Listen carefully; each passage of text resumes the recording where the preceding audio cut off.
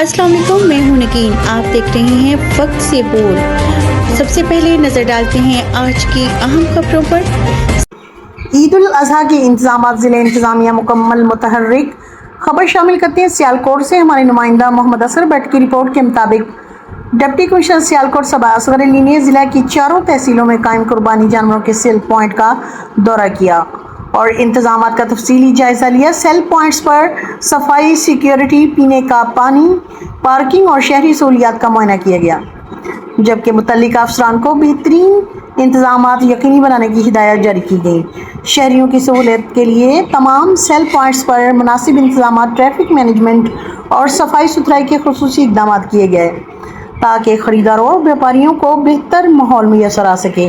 Deputy commissioner ने कहा कि ज़िले इंतजामिया ईद उल अज़हा के मौके पर शहरियों को हर मुमकिन सहूलियात की फराहमी के लिए तमाम वसाइल बुरविकार ला रही हैं। अब तक के लिए इतना ही। मज़ीद खबरों और अपडेट्स के लिए देखते रहें वक्त से बोल।